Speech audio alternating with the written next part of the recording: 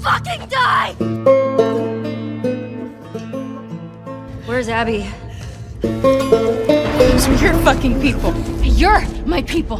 I don't think I can ever forgive you for that, but I would like to try.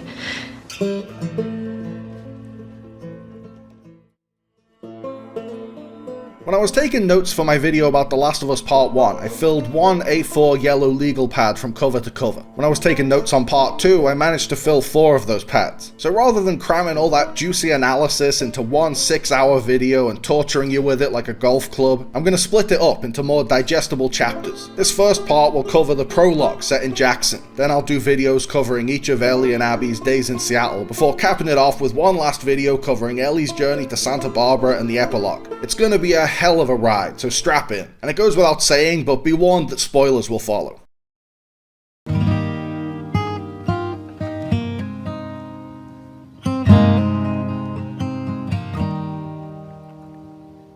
If I ever were to lose you, I'd surely lose myself.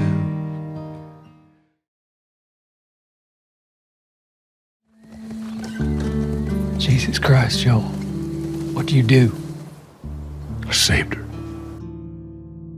The Last of Us Part 2 opens on Joel picking up a guitar to give to Ellie so he can teach her how to play like he promised in the first game. This sequence functions as a previously on The Last of Us recap of how the previous game ended to catch up anyone who missed it, or forgot where the last one left off. But it does so much more than that. It's not framed as a straightforward recap, it's framed as Joel's confession to Tommy that he killed not only most of the Fireflies, but all hope of a cure for humanity. When Joel got Ellie to the Firefly base in Salt Lake City, their surgeon was able to create a cure from Ellie's cordyceps immunity, but the operation would have cost Ellie her life. So Joel went on a rampage, massacred the Fireflies, and got Ellie out of there. He could have ended the world's collective 20-year nightmare of a fungal zombie apocalypse, but he wasn't willing to pay the price required, allowing another daughter to die on his watch. Joel needs to unburden himself, and there's only one person he can trust with this information. It highlights the deep bond between these two brothers, which was well established in the first game. Joel and Tommy could tell each other anything, and the other one would support him. I don't know what happened.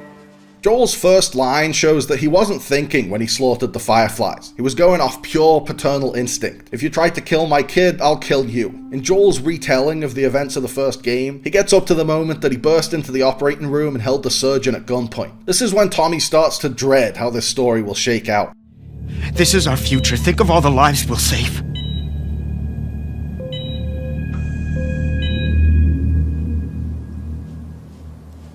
Jesus Christ, Joel. What do you do?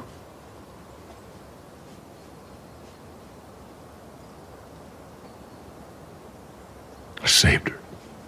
We see how Joel is framing it in his head. He doesn't see what he did as dooming humanity. He sees it as saving Ellie. Tommy asks how much Ellie knows, which tees up the real confession, that Joel lied to Ellie. Joel knows lying to Ellie was wrong, and he knows that not only would she disagree with his decision, but specifically why she would disagree with it. She needed her immunity to mean something. That's exactly why she's mad at him when she finds out the truth years later. The lie itself destroyed the only thing that still gave Ellie hope. Ellie's immunity was the only thing that made her feel like she mattered, and when Joel told her that her immunity was meaningless, it made her feel like she didn't matter. But as far as Joel is concerned, as long as Ellie is alive, he did the right thing. He doubled down on the lie and refused to tell Ellie the truth because he feared she'd run off and try to find the Fireflies, putting herself at risk once again. Joel is willing to sacrifice everything, not only the fate of the human race, but even Ellie's trust in him to make sure she's safe. Joel struggles to articulate to Tommy exactly how he became so attached to Ellie. You go halfway across the country with someone.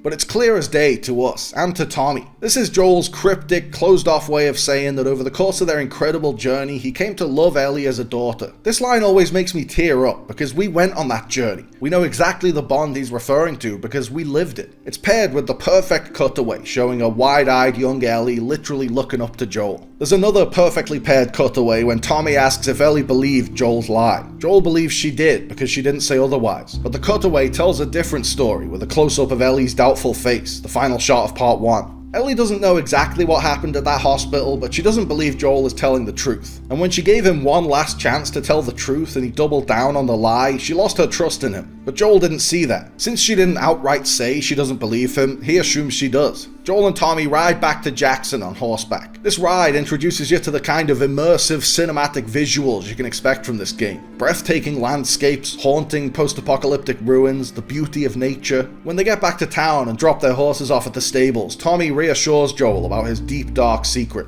About what we were talking about earlier.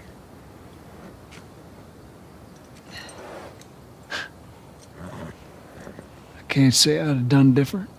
On the game's commentary track, writer-director Neil Druckmann says Tommy is lying here to make Joel feel better. But I'm not so sure. Tommy might not believe it, and he might just be saying it to make Joel feel better, but if it was Maria who had to die to create a cure, I have no doubt Tommy would have done the same as Joel to save her. Even if he'd taken Ellie off Joel's hands in the first game, and the rest of the story had played out exactly the same, with Ellie saving a mortally wounded Tommy from the university and Tommy saving a traumatized Ellie from David's resort, he might have been so deeply bonded with her that he wouldn't let her die. Tommy promises to keep Joel's secret for him. I'll take it to the grave if I have to. This is another sign of how powerful their brotherly bond is. Joel could confess to almost anything and Tommy would still have his back. As Joel heads home, we see Ellie in her little house. She's made her own space in what is essentially Joel's garage. We see her writing in her journal, which will become a key part of the game's storytelling, and listening to Through the Valley by Sean James.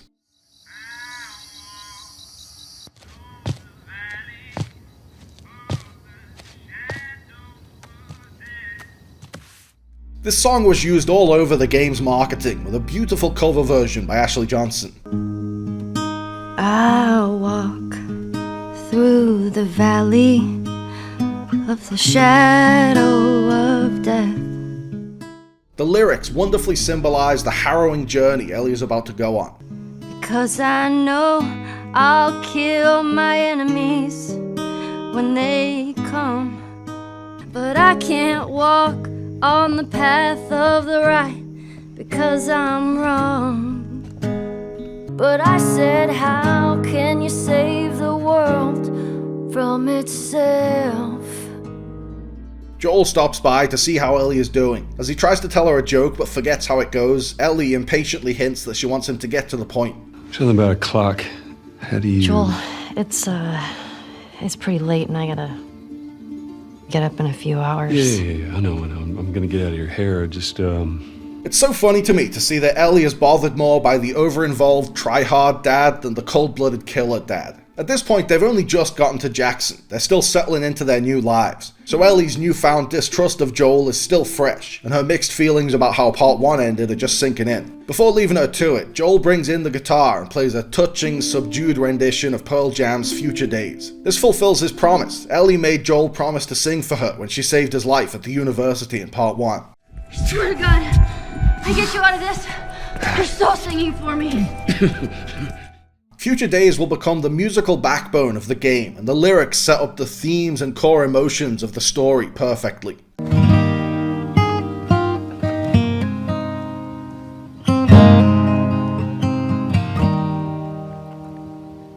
if I ever were to lose you, I'd surely lose myself. Everything I have found here, I'm not found by myself. Try and sometimes you'll succeed to make this man of me. The opening line, "If I ever were to lose you, I'd surely lose myself," explains why Joel did what he did at the Fireflies hospital. If he ever were to lose Ellie, he'd surely lose himself. He couldn't stand the thought of sacrificing her life, no matter how much good it would have done for the world at large. He's come to love this kid so much that he can't live without her. It also foreshadows Ellie losing Joel, then losing herself as she goes to Seattle to seek revenge. The song also outlines Joel's hope for his relationship with Ellie. Yes, I believe, and I believe, 'cause I can see our future days, days of you and me. As he sings about our future days, days of you and me, it's clear that Joel envisions a bright future with Ellie, a future that will sadly be snatched away by his untimely death. As he tells her she succeeded to make this man of me, Joel essentially thanks Ellie for making him a loving dad again, after 20 years as a notorious killer. The line, "Everything I have found dear, I've not found by myself," signifies just how much Ellie coming into Joel's life has meant to him. Throughout the whole performance, Ellie gazes lovingly at Joel. She might be questioning his story and questioning how much she can trust him, but she still loves her dad and sees the good in him. When he's done with the song, Joel gives Ellie the guitar, fulfilling another promise. In the last leg of their journey in part 1, Joel told Ellie that after they were done, he would teach her how to play guitar. They set their first lesson for the following night, and Joel heads for the door. Before he leaves, Ellie asks if he remembers the joke, and he does. It's a stupid pun that would have made Will Livingston proud, and unsurprisingly, Ellie is highly amused. What is the downside to eating a clock?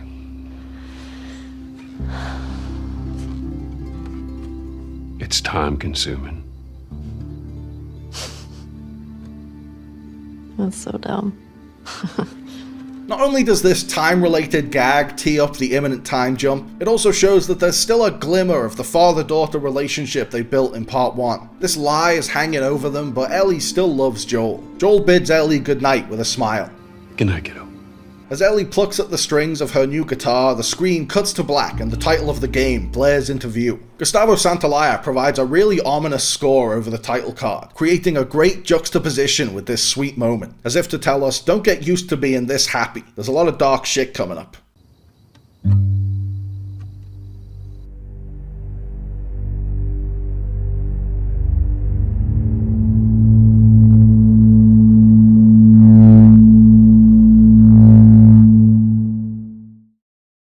Hey, is Joel up? Got reports of infected out north. They sent him and Tommy out early to scout. Be safe. Yeah, thanks. You run into anything you can't handle, you come back.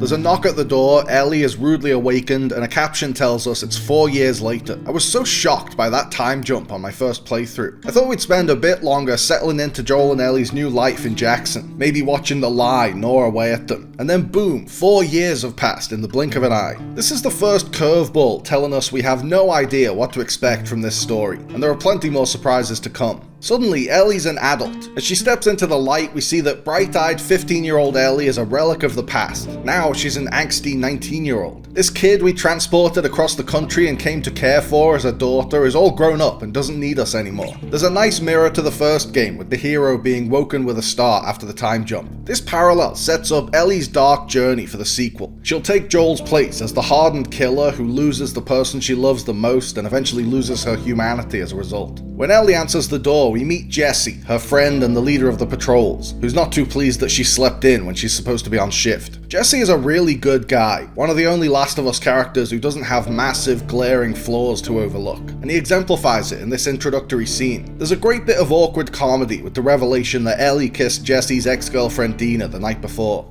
She kissed me. It was just Dina being Dina. She didn't mean anything by it. I was talking about your fight with Seth. Wait, you kissed Dina? Oh. Jesse doesn't really care, he's chill as a cucumber and doesn't mind his friend getting with his ex, but I love that he takes a second to point out that it's kinda fucked up. I'm messing with you, man. I don't care. Get dressed. You're the worst. It's kind of fucked up you did that.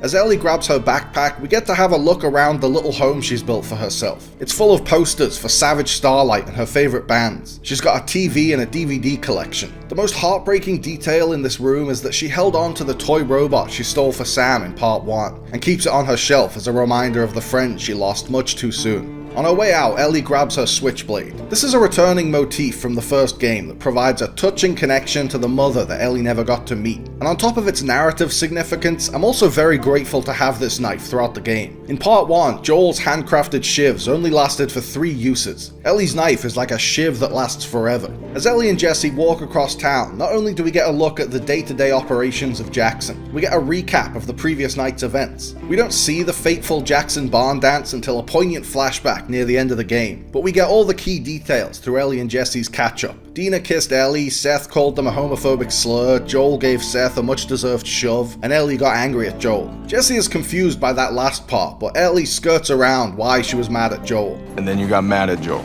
That part confused me. It was a strange night, man. It's clear that Joel and Ellie's relationship has mysteriously soured in the 4 years we skipped, but we're not sure why. Ellie asks after Joel, and Jesse explains that he and Tommy were sent out early to check on a nearby horde of infected, which we'll get to later. In Jackson's trusty watering hole, the Tipsy Bison, Tommy's wife Maria, established to be the town's leader in the first game, calls Ellie over to the bar and forces her to listen to Seth's pathetic attempt at an apology. Ellie is hesitant, but Maria tells her to do it for me. Maria gets why Ellie doesn't want to make friends with the homophobe who called her the D-word, but she just needs to keep the peace in her town. Seth's apology is so perfectly written. It has all the hallmarks of a bullshit apology. For starters, he doesn't actually say sorry. He says he was drinking too much to avoid taking responsibility, and when Ellie pushes back, he says, "I'm trying to say I'm sorry."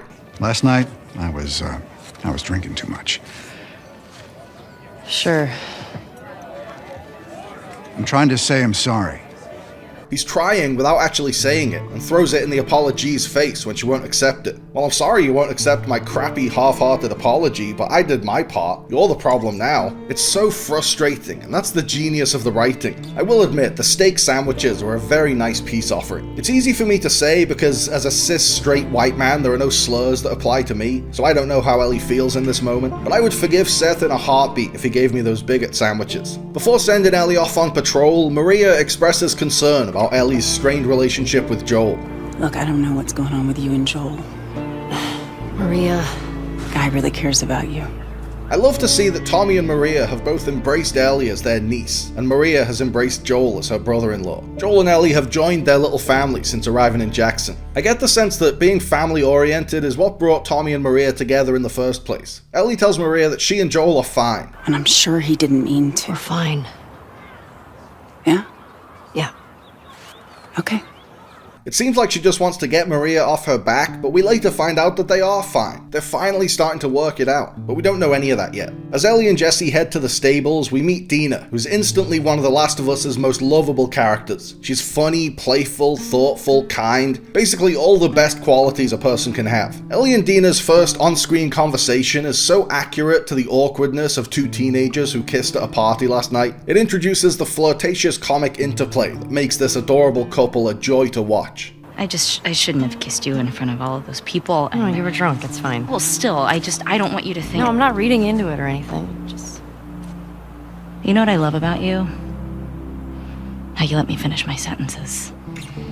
Ellie seems to be rebuffing Dina, but it's actually that she doesn't believe Dina could really like her back. According to her journal, Ellie doesn't think she's attractive enough for Dina to be interested in her, which is an insecurity I'm very familiar with, so she just shuts down all of Dina's flirtatious hints. Before heading to the stables, Ellie and Dina get into a snowball fight with some pesky kids.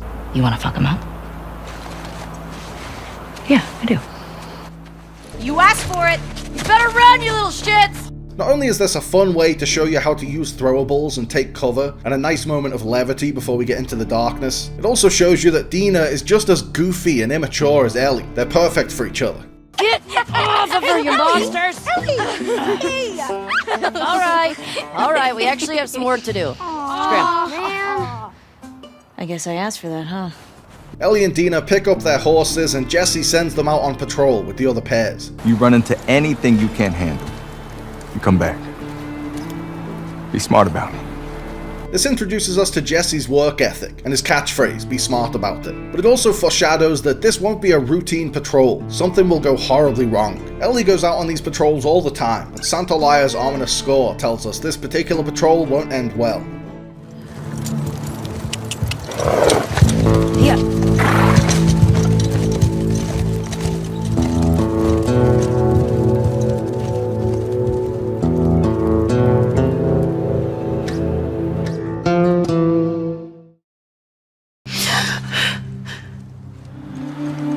Holy shit.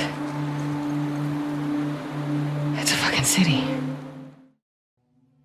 As Ellie and Dina head out on patrol, we cut to the fateful lodge, where a bunch of strangers, later identified as the Salt Lake crew, are sleeping in sleeping bags. The camera pans across the room to Abby, who seems to be having a much more distressed sleep than her friends. She wakes up from a bad dream with a start, continuing the tradition of Last of Us heroes being rudely awoken from their slumber when their story is about to begin. Her friend Owen is already awake. He's been out into the freezing cold and he's got something to show her. Of course, we don't know who either of them are yet. The subtitles identify them simply as man and woman. As they go outside and head into the wilderness, suddenly we're playing as Abby, following Owen, and we still have no idea who the fuck they are. I was so intrigued playing this for the first time. I just gave myself to the story and let it unfold with every unpredictable twist and turn. Much like Ellie and Jesse's dialogue as they walked across Jackson, Abby and Owen's dialogue gives us a bunch of key exposition. Abby and Owen used to go out and they clearly still like each other, but they broke up at some point, and now Owen is dating Mel, and Mel's been acting weird lately. The exposition is expertly buried in the music of conversation, so it doesn't play as exposition. It's just good dialogue that gives you much needed information about these unfamiliar characters.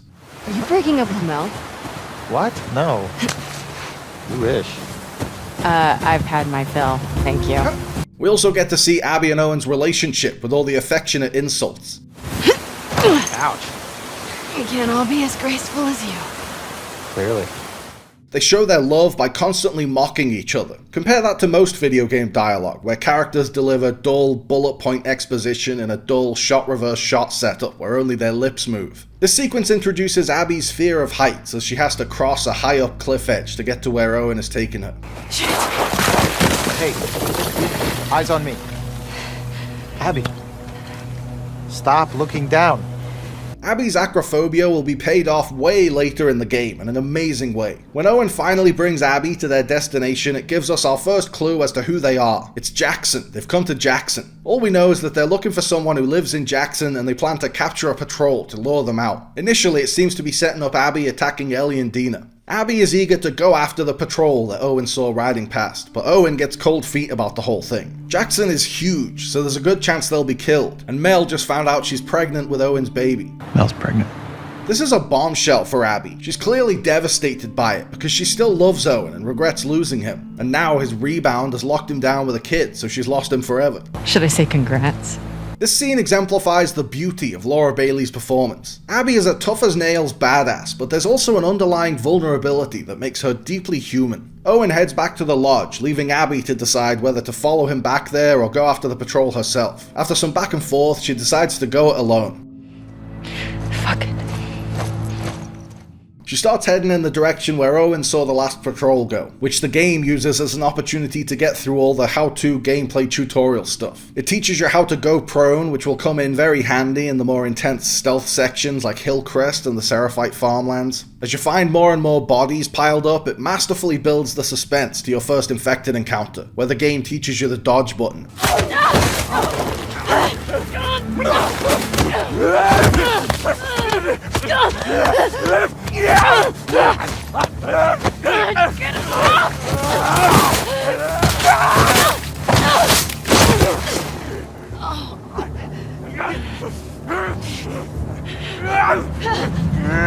A dodge button was mercifully included in Part 2 and is sorely missed when you go back and play Part 1. This section also has a runner come and stand with its back to you so you can practice a stealth kill. After dealing with some infected, you find a note from Seth on the last leg of his journey to Jackson. It makes Seth a slightly more sympathetic figure as it reveals how hard he fought to keep his surviving kids alive, but it also reveals he's from San Francisco, which makes it all the more unusual that he's a rabid homophobe. Does he really hate gay people so much that he embarked on a treacherous cross-country journey from post-apocalyptic California to post-apocalyptic Missouri, a journey that killed off half his family, just to get away from them? After sneaking past some runners, Abby comes out onto a road and sees 2 sets of horse tracks. Now she's on the patrol's tail, following them. Horse tracks. Where's the patrol?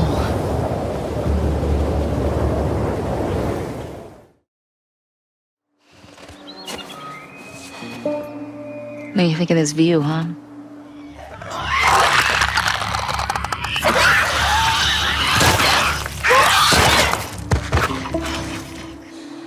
It's pretty nice.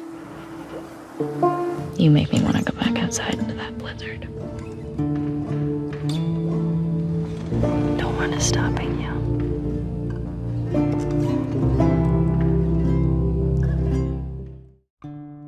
We cut straight from Abby finding a pair of horse tracks from a Jackson patrol to Ellie and Dina on horseback doing their patrol route. The camera even pans up from their horses' hooves to hammer home this connection. It seems like at some point Abby will catch up to these guys and hold them captive to lure out the person she's really looking for. Of course, it won't shake out like that at all. As usual, this game subverts your expectations brilliantly. From Ellie and Dina's dialogue, we can see right away that these are two really close friends who have liked each other for a long time. Ellie asks if Dina misses being with Jesse to pry into her lingering feelings for her ex, but Dina says that she and Jesse were on autopilot, just staying together for the sake of it. She adds that she loves his parents, establishing how close she is with Jesse's mom and dad. When Dina lost her own family, Jesse's parents warmly embraced her as part of theirs. This sets up the saddest letter in the game later on, but we'll get to that. Dina turns the interrogation around and asks Ellie about her ex-girlfriend Kat. Based on her journal entries, it seems as though Kat was Ellie's first major love interest after Riley. When Kat first kissed her, Ellie stayed up all night, paranoid that she'd passed on her infection through the kiss. Kat gave Ellie her tattoo, and you can meet her briefly in one of the lost levels included on the PS5 remaster. Ellie also wrote in her journal that she feared her relationship with Kat was negatively affecting her friendship with Dina, eventually forcing her to choose between the two.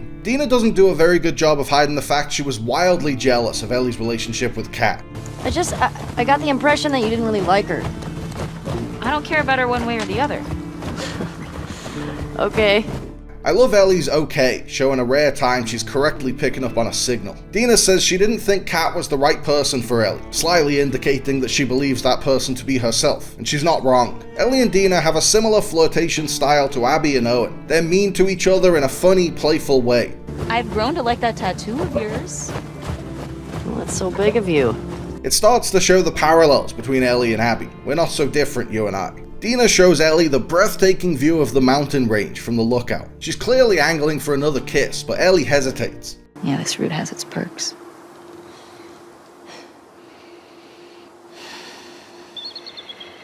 Where do we sign in? Come on. This is yet another sign that Ellie doesn't believe Dina could like her back, despite Dina repeatedly beating her over the head with signals. Dina mentions that she used to do this patrol route with Eugene, an old Jackson guy who recently died of a stroke at age 73. Eugene never appears on screen, at least not in the game, but the characterization in this game is so damn good that even the off-screen characters feel like full, well-rounded human beings. Oh, Eugene. Man, he was funny.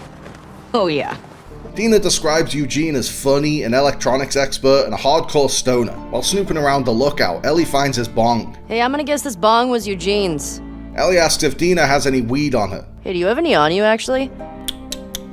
I thought we raised you better than that, Ellie. Dina gives Ellie a pair of binoculars and she looks out to see a town with a supermarket up ahead. That's our next stop. She also sees the ski resort where Joel and Tommy are on patrol, and sees a terrible storm coming in. On their way into the town, you don't have to get off the horses and search the houses, but you should. Not just for the collectibles, which include a devastating letter to Santa from a naive kid living through the apocalypse, but for the dialogue too. Dina asks Ellie what she's doing later, and she says she's going to invite Joel to watch a movie. This is where we first hear about Joel's favorite cheesy 80s action movie franchise, Curtis and Viper. Like The Last of Us itself, Curtis and Viper is an action-packed lone wolf and cub story about a rogue killer teaming up with a badass kid to take on some evil villains. Ellie's hopeful plan to watch a movie with Joel makes it so much more heartbreaking when you see how tonight actually pans out. Ellie wanted to be Joel's friend again and reach out to him to mend their relationship. We get another hint that they haven't been on speaking terms in a while, because Dina is surprised Ellie wants to spend the evening hanging out with him. Oh. You guys good? Yeah. This is an early hint that Ellie wasn't lying to Maria. She really is working things out with Joel. Ellie and Dina make plans to see each other after the movie is over. Ellie is finally accepting that this girl she's madly in love with actually likes her back. You wanna meet up after? Okay. Maybe I'll play guitar for you. Okay. They infiltrate the supermarket, which is infested with infected. Here you learn how to make a health kit, how to throw bricks and bottles, how to give your companion a boost, how to throw a Molotov. Naughty Dog rattles off a bunch of key gameplay tutorials. After Ellie has a close call with a runner, Dina implores her not to let one bite her. Please die of old age and not because you get infected. I really don't want to have to shoot you in the face. Deal. This is a throwaway bit of post-apocalyptic banter, but it also has a fun second meaning. Unbeknownst to Dina, Ellie can confidently promise that she won't die of a cordyceps infection because she's immune. While Ellie is searching the upstairs office area of the supermarket, the floor collapses under her feet and she tumbles down into the Weston's pharmacy below, where we get our first encounter with clickers.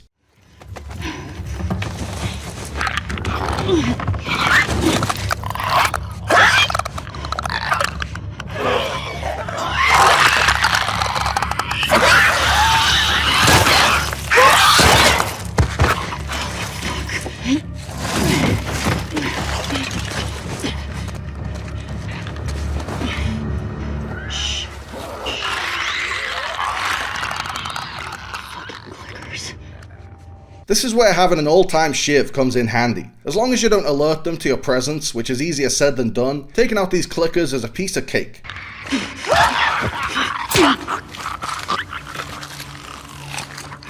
After working your way through all the infected in the building and climbing out of a hole in the roof, you go back to the horses and ride on. The weather's getting worse, so the horses won't last much longer. Ellie loses Dina in a blizzard. Dina, how much further? Dina? This absolutely scared the shit out of me on my first playthrough. I was expecting to find Dina with her throat slit or being held hostage by Abby or something, but it turns out it's just a cheeky bit of misdirection. Ellie! Thank God! Come on! This way! Dina takes you to a nearby library to wait out the storm, and you find Eugene's secret hideout locked away in the back. When Ellie finds Eugene's dog tags, she's surprised to learn that he was a Firefly who served with Tommy. According to a letter in Eugene's bedside table, he was so committed to the Firefly's cause that he left his wife and daughter behind to join them. After seeing a toy giraffe that reminds her of the fateful day that Joel finally got her to the Fireflies, Ellie scribbles out a journal entry. She wonders if Eugene ever heard about what happened with her and Joel at the hospital, but assumes he would have said something if he had. This is an early hint that she's still hung up on Joel's lie and the cure for humanity that never was. We'll find out in a series of flashbacks later on that a lot came of that lie. As they continue to explore, Ellie and Dina find a hidden passageway to a basement. This is a great mislead. It seems to be setting up something really dark, like a torture chamber or a slave prison. But it's just Eugene's weed farm / porn stash. Ellie and Dina settle down, spark up a joint that may or may not contain broken glass, and Dina starts flirting again. How would you rate our kiss from last night? There's something about the romantic dialogue in this game. I absolutely love it. You make me want to go back outside into that blizzard. Don't want to stopping you. It sends a tingle up my spine, like actual real-life flirtation, the rare times people have flirted with me. Ellie finally reciprocates Dina's pining affection, and they fully solidify their romance with a passionate sex scene. This creates another parallel with Abby, who will get her own passionate sex scene much later in the game.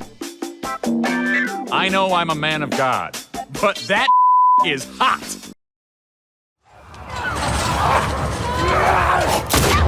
Give me your hand! We're gonna have to run! Come on, you! We cut back to Abby following the horse tracks. Will she find Ellie and Dina holed up, so to speak, in the library? She could barge into their love nest and literally catch them with their pants down. And then, just when the game seems to be leading you to a predictable confrontation, it takes a totally unexpected turn. Suddenly, Abby is attacked by a horde.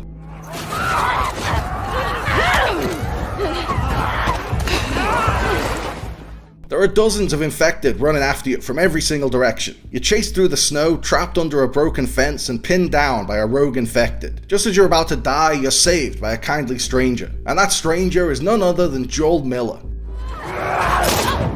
me your hand! We're gonna have to run! This is such a great reveal. We've been waiting for Abby to cross paths with Ellie, and then boom, Joel. I've seen some people say that Joel is too nice to a total stranger in this sequence, but that just shows his development. Part 1 Boston Joel might have just left Abby to die, but not post-Ellie Part 2 Joel. He's been back in civilization, and crucially back to being a dad, for 4 long years at this point. He helps Abby with the door, he helps her up after the jump from the gondola station, and he tells her to stay close to him. Yeah, I got you. Stay close to us! He's just being fatherly to a young woman who reminds him of Ellie. They all flee to the lodge where Joel and Tommy left their horses and barricade the doors. This will hold off the infected for a little while, but it's not a permanent solution. Tommy uses this brief moment of calm to introduce himself and Joel to Abby. Hey, I'm Tommy. That's Joel. Tommy has no idea the can of worms he just opened. He thinks he's just calming down a kid in shock by creating some familiarity, but Abby's mind is blown. She's astounded to learn that her savior is actually her mortal enemy. Bailey plays the shocking realization perfectly. She plays it subtly enough that she doesn't show her hand to first-time players, but she also gives enough of a reaction for audiences to read the scene completely differently on a replay. They all ride off to the mansion where Abby and her friends are staying.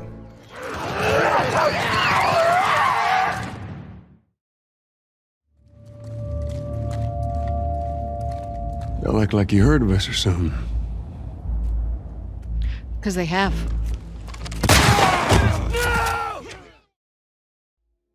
We get a nice, albeit brief, break from the intensity as we go back to Ellie and Dina's pillow talk in Eugene's weed-filled basement. As they swap stories and secrets, Ellie tries to tell Dina she's immune, but Dina doesn't believe her.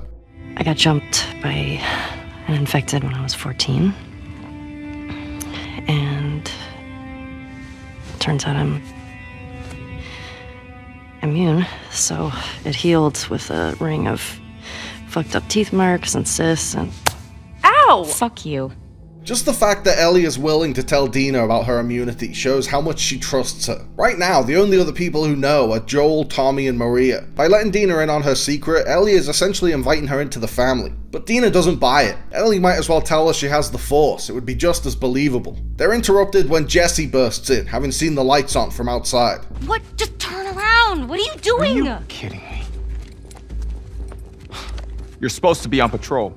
He's been riding around the area because Joel and Tommy have gone missing. Well, then why aren't you at the fucking lookout?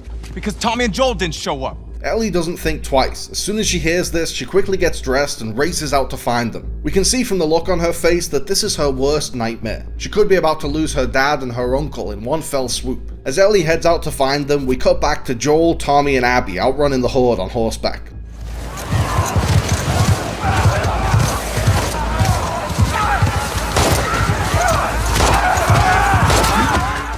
They just about make it to the gates of the mansion, where Abby's friends let them in and fend off the stragglers with a couple of Molotovs. Everyone's being friendly at first. Abby's friends are grateful they've saved her, and Joel and Tommy are grateful they've let them in. Tommy even offers to let them stop by the town to grab some supplies. And then Mel introduces herself. I'm Mel, by the way. Tommy. This is my brother. Joe. Suddenly, everyone's faces change. Their friendliness subtly turns to hostility. Joel reads the room and picks up on the ominous vibe. Y'all act like you heard of us or something. Because they have.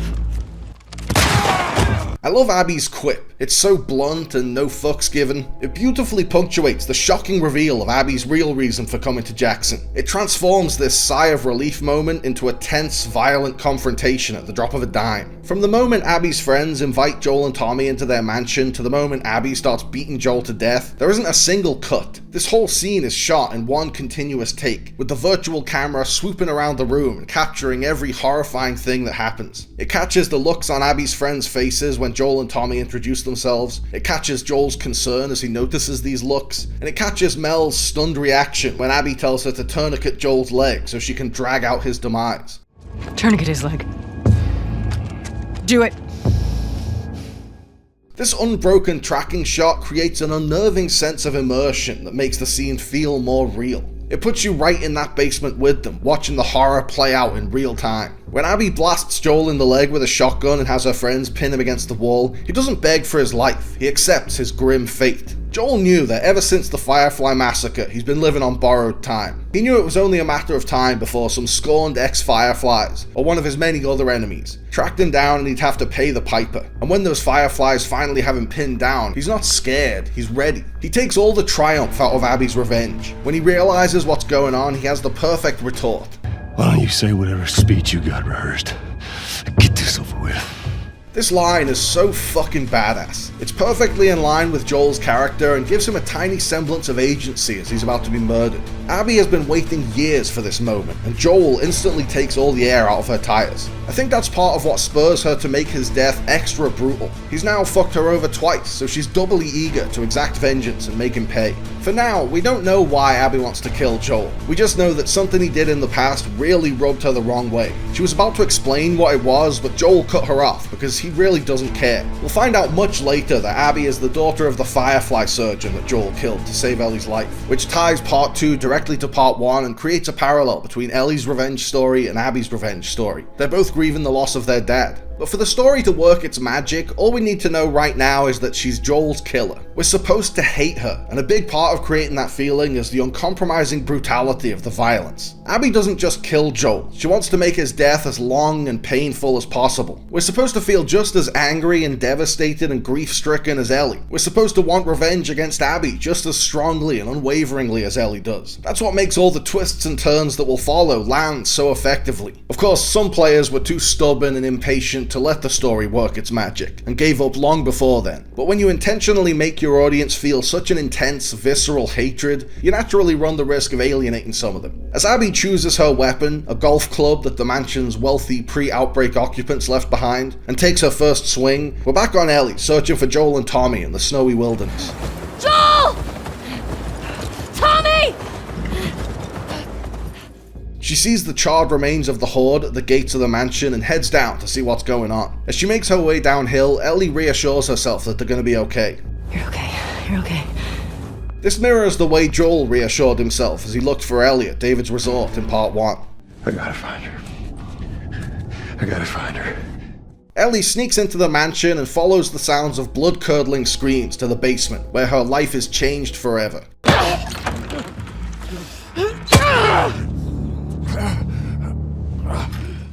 The first part of Joel's death scene is the shocking reveal, and it's a great twist, pulled off masterfully. But the second part, when Ellie walks in, is pure tragedy. When Ellie comes into the room and sees Joel being beaten to death, there are a few moments of nail-biting intensity as she tries to fight back and gets held down. She angrily tells Abby she's gonna die and demands to be let go. You're gonna fucking die! But after she's calmed down and the reality of the situation has set in, her anger turns to desperation. A heartbroken Ellie pleads with Joel to get up. He's been beaten so viciously that it's not even clear if he can hear her, but she keeps telling him to get up.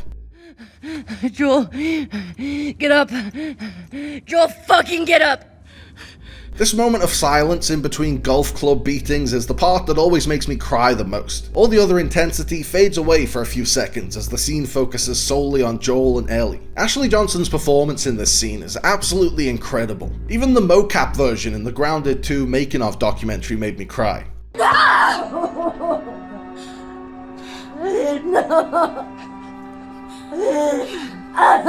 Johnson sadly lost her own dad when she was a teenager, so she drew on her own grief to make this scene feel so agonizingly real. This sequence splices in a few horrific images of Joel lying on the ground, beaten and bloodied, that are tough to unsee. It's important to show Joel's beaten body in the final moments of his life, because this is the image that will haunt Ellie for the rest of the story, even after she tries to give up on her quest for vengeance and live a normal life. It's not long before that disturbing image reappears in her head. Come on, little dude.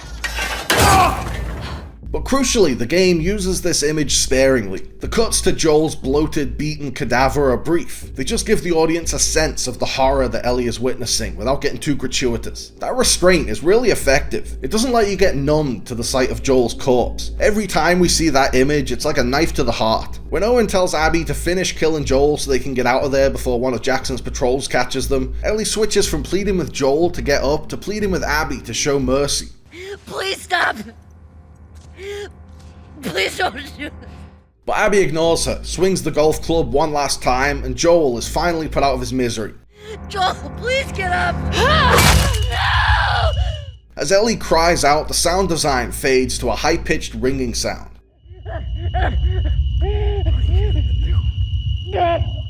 The rest of the Salt Lake Crew's dialogue, which will be revealed later when the scene is shown from Abby's perspective, is lost in this ringing. This cinematic sound design leaves Ellie alone with her grief and devastation. She's so heartbroken by losing Joel that she can't concentrate on anything that happens next. When Abby first confronts Joel, she's absolutely furious and determined to make his death as torturous as she can. She feels wholeheartedly that if she can torture Joel to death, it'll make her feel better about the similarly brutal but much quicker way that Joel killed her father. And while she's beaten him with the golf club, she still believes that. But once the deed is done and Joel is finally dead, Abby realizes that it doesn't make her feel any better. The same realization that Ellie will face before the game is over. She feels confused that the revenge she's sought for 4 years didn't solve anything. She feels empty because not only is her dad still dead, now she's become every bit the cold-blooded murderer that Joel is. She doesn't feel better, she feels much, much worse. The rest of the Salt Lake crew all want Joel dead just as much as Abby does. But as the scene goes on, they're shown to have mixed feelings about the way Abby chooses to kill him. As a battle-hardened soldier, Manny is delighted that Joel meets such a gruesome end. But as a medic with a sense of empathy, Mel is deeply disturbed by Abby's request to tourniquet Joel's leg so she can make him suffer for as long as possible. Jordan wants to kill Ellie and Tommy to tie up loose ends, but Owen argues that if they don't let them live, then they'll be just as bad as Joel. In Abby's section of the game later on, it becomes clear that this murder has broken up the group because they all feel differently about how it went down. Above all, the point of this scene is that Joel's death isn't ceremonious. He doesn't get to deliver a flowery deathbed monologue. He doesn't go out in a blaze of glory. He doesn't sacrifice himself to save Ellie. He just helps out the wrong stranger, wanders into the wrong party, and gets brutally murdered. That unceremonious tone is maintained from the moment Abby shoots Joel in the leg to the moment she doles out the final death blow. It's not glorious, it's not heroic, it's just ugly, and that's the point. This is the inciting incident of our story, and what an inciting incident. It couldn't have done a better job of getting the audience to match Ellie's vengeful rage. We'll follow Ellie to the ends of the earth and we'll kill whoever we have to kill to avenge our dad, and that's only half the story. Before Abby and her friends leave, Jordan kicks Ellie in the face to knock her out. The TV show left Ellie conscious when the Salt Lake crew left, and she crawled over to lie with Joel's body. It was a really powerful visual that dragged out the emotional torture of the scene. But in the game, Ellie is knocked out cold. She comes to when Dina and Jesse show up, and I love that Dina takes a moment to console Ellie and acknowledge her anguish before putting her practical hat on and figuring out how to get Ellie and Tommy home. I'm sorry. Jesse! They're down here! Ellie continues to sob, crying out in disbelief as she stares at Joel's body. I think it's rare that people go into this game without having this twist spoiled. The early trailers for the game had fans speculating that Joel would die. Then, before the game came out, Joel's death was leaked, so it was confirmed before anyone even had a chance to experience the story on its own terms. When I played the game a couple of years after it came out, I'd heard tell that Joel would meet an unfortunate end. But thankfully, I didn't know anything about how it would go down or when it would go down, so it still caught me by surprise. The first time I played it, after Joel was killed, I was a blubbering mess. I just sat and stared at the screen in disbelief. I'd never played a video game that stirred up such powerful emotions. Even if I had an inkling that Joel would be killed, I had no idea how horrendously brutal it would be, and I had no idea how early it would happen. But that's the genius of it. It happens so early that it catches you off guard and tells you that this game won't follow a predictable sequel formula. It's doing something completely different.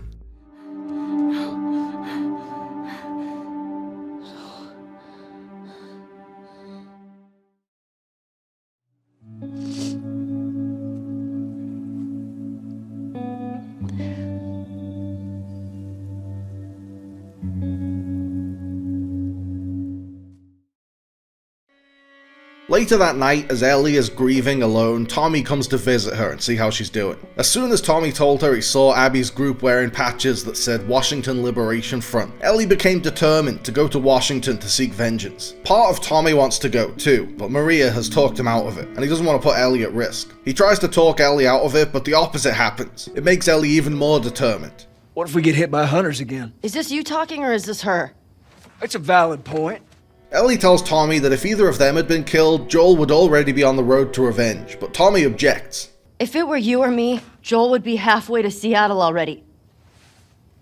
No, he wouldn't. He absolutely fucking would be. My gut feeling is that he would. The TV show expands on this a bit as Tommy says Joel was never into revenge. If they lost people, he would just shut down and close himself off. He never went after the soldier who ordered Sarah's death. But the way Abby killed Joel was different. If a group had specifically targeted Ellie or Tommy and tortured them to death in front of Joel, I think he'd change his stance on revenge in a heartbeat. But even if Joel would have gone to Seattle to seek revenge, that doesn't make it right. If you ask yourself what would Joel Miller do, the answer is probably pretty questionable. As much as it might seem like Joel is being denied justice, Maria is right to object to this quest for retribution. No good can come of it, and they'd be leaving Jackson vulnerable to raids and infected attacks. But Ellie won't hear it. Tommy asks Ellie to give him a day to convince Maria to let them go with backup. Give me a day to talk to Maria. Okay? There's gotta be some folks you can spare. But he has a different plan up his sleeve. On his way out, Tommy gives Ellie a hug, and it's painful to watch. It's like they're both clinging to the loved one they've lost, who isn't there anymore. This sobering post-mortem sequence sets up the overall theme of the game, revenge. What's the matter? I thought you liked pork. What does it mean? It means omerta. It means rewenge. The story specifically tackles the futility of revenge, but this opening act just provides the motive. It doesn't spell out all the moral lessons to come with on-the-nose dialogue like the TV show did with its town council meeting. Forgive and be forgiven. The stage is set perfectly, because it's not just Ellie who wants to go to Seattle and seek revenge. We as the player want revenge too, at least initially, because we love Joel. I've seen it mentioned that you're not supposed to love Joel because he's a bad person, but I disagree with that. I think that take is just as misguided and black and white as the insane assertion that Joel did nothing wrong in his life ever. He's not a perfect person, but it's okay to care about him. Yes, he's a murderer, but you kinda have to be to survive in this post-apocalyptic world. He also has lots of good qualities. He's a great dad, a strong protector, he's loyal, brave, dependable. Plus, we lived through the traumatic year-long adventure where he learned to love again. So there's nothing wrong with caring for Joel, and there's nothing wrong with wanting to avenge him. This game plays your emotions like a fiddle. It manipulates your feelings like a puppeteer with strings, and it's just getting started. The next morning we see Ellie mourning beside a gravestone that says Joel Miller. Seeing his name on that headstone makes it sink in. It's real, he's really gone. She's joined by Dina, and they discuss their limited options. Tommy is gone and Maria has locked up the stables, but Dina's coming to Seattle with Ellie no matter what. You go, I go. It's reckless, but it's also so romantic. When I was a young man in love for the first time, I would have gone with her into a war zone to avenge her dad. Thankfully, she never asked me to. For me, what's just as sad as watching Joel get beaten to death is looking around his empty house right after. It's very rural dad chic, with lots of paintings of horses. We see his guitar collection, his woodworking station, and of course his owl mug in the sink. As she goes into his bedroom, Ellie smells Joel's jacket.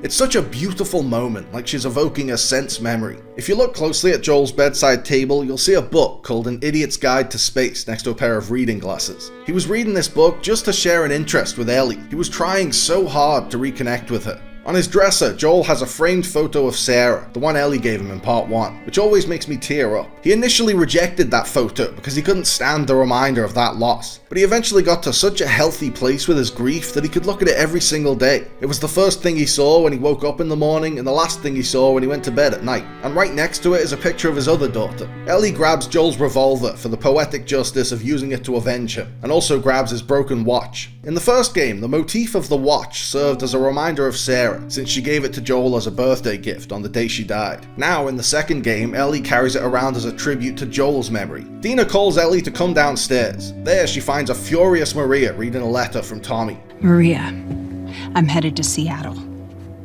I wish I could let it go, but I can't.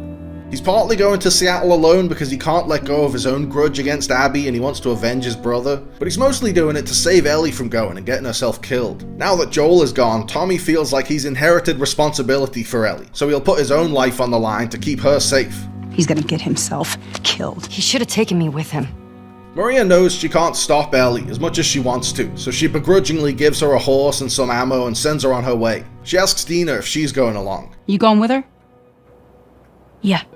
I love Dina's matter-of-fact yeah, so much attitude. Maria has just one condition for letting them go. Just, do me a favor and bring my dumbass husband home in one piece, please. That's a great line, one of my favorite quotes from either game, but it's also a harrowing piece of foreshadowing, as is typical for this franchise. They will bring him home, but not in one piece. As Ellie and Dina look at each other, eager to hit the road but not sure what to expect, the score once again creates a powerful sense of dread.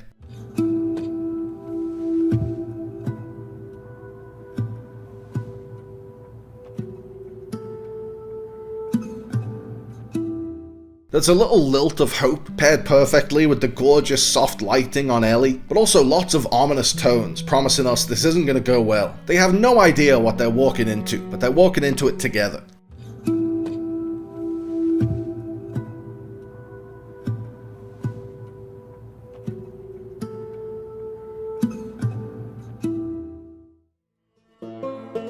And with that, Ellie and Dina are off to Seattle. That's going to do it for this first video, but stay tuned for the next one, where I'll tackle Seattle Day 1. In the meantime, keep finding something to fight for.